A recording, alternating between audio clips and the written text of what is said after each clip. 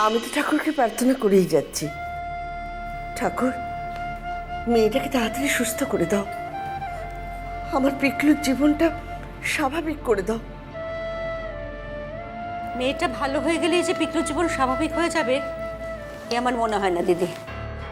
আর সমস্যাটাই তো মিটছে না, আর কোনোদিন মিটবে বলেও তো আমার মনে হয় না। মেয়েটা যদি সুস্থ থাকতো তাহলেও কথা ছিল, তাহলেও একটা অন্যরকম ভাবনা চিন্তা করা যেত। পিকলু হয়তো কমলিকাদের বাড়িতে গিয়ে কিছুদিন থাকতেও পারত। তাই তো, কিন্তু সেদিন সেদিন তুমি যে কথা বললে সেটা ভাবলে তো আমার এমনিতে হাত পা ঠান্ডা হয়ে যাচ্ছে। আর এখন এক নতুন কায়দা হয়েছে, বলা নেই কওয়া নেই হুটহাট বেরিয়ে পড়ছে। কোথায় যে যায় পাবো কে জানে, কোন দিন আমাদের সবাইকে শুদ্ধ একেবারে বিপদে ফেলবে। অত সহজ নয়, আমিও যথেষ্ট অ্যালার্ট আছি। আসলে ওর গতিবিধি চালচলন আমারও খুব সন্দেহজনক মনে হয়। ভাবছি একটা লোকাল থানায় ইনফর্ম করে রাখবো, আরও ভালো করে নজর রাখতে হবে। আর একটা যদি কোনো ক্লু পাই, অ্যাকচুয়ালি একটা শুধু ফোনে ওভারহিয়ার করেই তো আর থানায় ইনফর্ম করা যায় না। আরে পিকলু, কি বললেন ডক্টর ঘোষাল? আরে কালকে রাত্রির হয়ে গেছিল অনেক, সেই জন্য তোকে আর ডিস্টার্ব করিনি। কি বললেন ডক্টর ঘোষাল? কি রে পিকলু, বল কিছু, চুপ করে বসে আছিস কেন? ডাক্তার কি বললেন? কোনো ভরসার কথা বলেননি নাকি আরো কোনো কঠিন চিকিৎসা করাতে হবে? ডাক্তার কি বলেছে শুনতে চাও? শুনবে তোমরা? মানে কি বলেছেন ডাক্তার? আর ওই যে বমি টমি করছে, কিসের জন্য, কি বললেন ডাক্তার? ওষুধের রিয়াকশন? ও পিকলু, আচ্ছা আমাদের কিছু না বললে আমরা কি করে বুঝি বলতো? আমাদের তো ভাবনা হচ্ছে নাকি? এই তো তুই বলতে বলতে থেমে গেলি। বাবা, আমি অপমানটা নিতে পারছি না। কোন অপমান? কে তোমাকে অপমান করলো পিকলু? ওহো পিকলু, আমি তোমাকে কতবার বলেছি ওই মেয়েটার কথা তুমি মাথায় রেখো না। তুমি যদি আমার কথা না শোনো তাহলে তো। দেখো, ডক্টর বলেছেন কমলিকাকে একজন ভালো গাইনোকোলজিস্ট দেখাতে, আর কিছু টেস্ট করাতে। গাইনি কেন? গাইনি কেন? ডক্টর বললেন কমলিকার ডিসঅর্ডার ছাড়াও, ট্রমা ছাড়াও গাইনোকোলজিক্যাল প্রবলেম হতে পারে।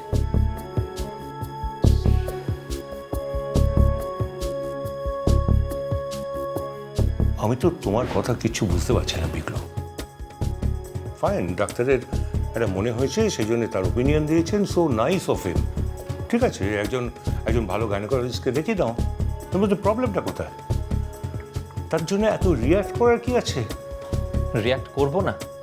বিইং আ ডক্টর, তুমি বাবা তুমি বুঝতে পারছো না যে কোন গাইনোকোলজিক্যাল প্রবলেমের কথা বলা হচ্ছে?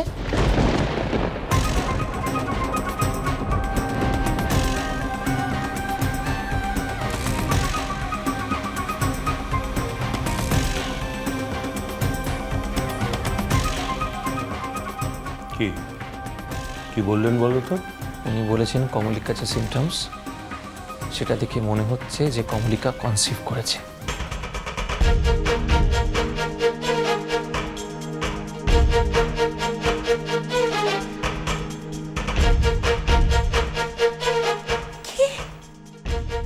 কি বলছিস কি তুই? এসব কি বলছো পিকলু? আমি তো কিচ্ছু বুঝতে পারছি না। ছি ছি ছি ছি ছি ছি, এসব কথা শোনার আগে আমার মরণ কেন হলো না বউ? কেন বাড়ির এই অবস্থা? কেন তাদের একমাত্র ছেলে? তুমি থামবে একটু? সরি, তোমাদের একান্ত ব্যক্তিগত পারিবারিক আলোচনার মধ্যে না ঢুকে আমি পাচ্ছি না।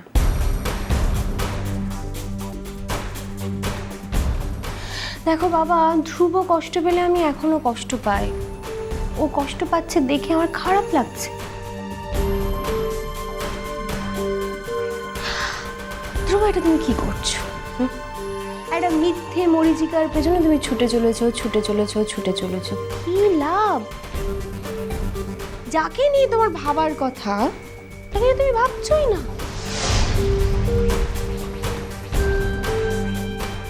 তুমি আবার এসেছো, তুমি আবার এখানে এসেছো।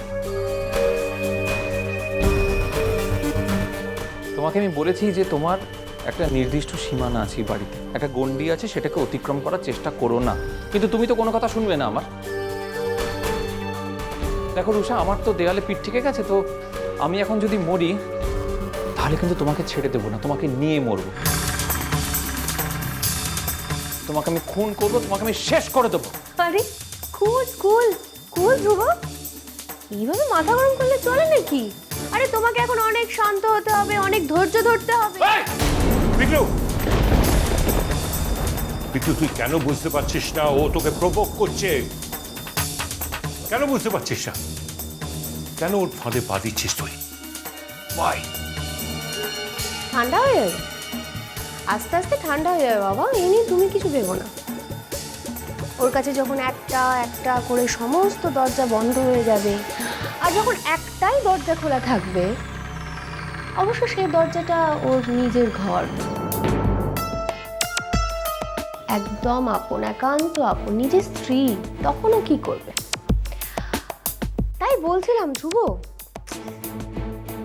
যত তাড়াতাড়ি সম্ভব এই এক্সট্রা ম্যারিটাল রিলেশনটা থেকে তুমি বেরিয়ে এসো, যত তাড়াতাড়ি সম্ভব। মানে তোমরা যা আলোচনা করছো, মানে সেটা যদি সত্যি হয়, আই মিন মেয়েটা যদি সত্যি কনসিভ করে থাকে। Enough! Enough! আর একটা কথাও আমি তোমার কাছ থেকে শুনতে চাই না, একটা কথাও নয়। আমাদের আলোচনা লুকিয়ে লুকিয়ে শুনবার অভ্যাস তোমার মতো মেয়েদের অহংকারের বস্তু হতে পারে, তোমাদের কোনো স্বার্থ সিদ্ধিও তাতে হতে পারে, কিন্তু আমাদের মতো লোকেরা সেটাকে ঘৃণার বস্তু বলে মনে করবে। উই সিম্পলি হেট ইট। চলে যাও এখান থেকে। হ্যাঁ, আর একটা কথা তুমি শুনে যাও,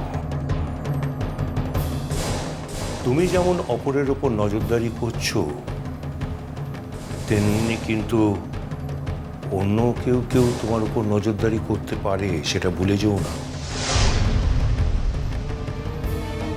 তুমিও অন্য কারোর নজরবন্দি হয়ে আছো, সেটা মনে রেখো। ডক্টর সেন এমনটা কেন বললেন? ওই যে সেদিন ফোনে কথা বলছিলাম, তখন কিছু শুনে ফেললেন নাকি? কতটুকু শুনেছিলেন এক্স্যাক্টলি? যাই শুনে থাকুক না কেন, সবটা ওয়াশ আউট করে দেব, সবটা। কি ভাবছো? কি ভাবছো? কি আর ভাববো, ভাবছি যে নিজের পাওনা গন্ডা বুঝে নেওয়ার জন্য, নিজের অধিকারটুকু বুঝে নেওয়ার জন্য আমাকে কত স্ট্রাগল করতে হচ্ছে। ঈশ্বর জানেন কত স্ট্রাগল করতে হবে। যাক, কি আর করা যাবে বলো? তোমরা তো ভবিষ্যতে আমার বিরুদ্ধে আর কি কি অ্যালিগেশন আনতে পারো সেটাও আমি বুঝতে পেরে গেছি, তবে আমি ভয় পাই না, একদম ভয় পাই না। এনিওয়ে, তোমরা তো নিজের কোনো ডিউটি আমার প্রতি পালন করছো না, আমাকে তো করতে হবে আমার ডিউটি পালনটা। তাই বলছি, আমি আজ রাতে ফিরবো না। জাহান্নামে যাও তুমি, আমাদের জানার কোনো দরকার নেই।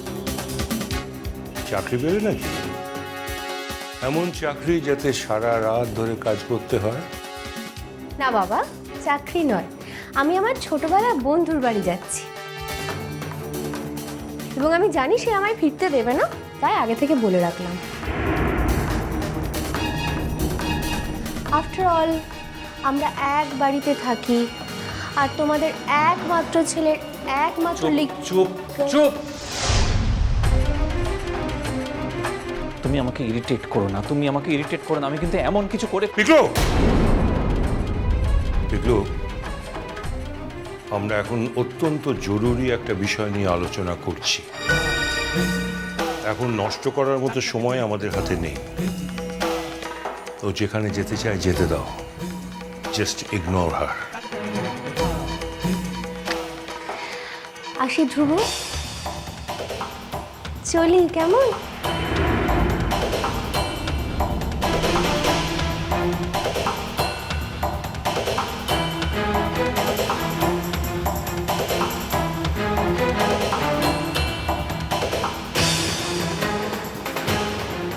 আমি কারো বিশ্বাস অবিশ্বাসের পরোয়া করি না। শুধু তুমি বলো, তুমি আমাকে বিশ্বাস করো কিনা বলো। তুমি যেখানে আমাকে বাড়ি ছেড়ে চলে যেতে বলেছে, আমি চলে যাব, আর কোনদিনও ফিরে আসবো না। কিন্তু তার আগে আমার জানা দরকার তুমি আমার পাশে আছো কিনা, বলো। উত্তর দাও না। লা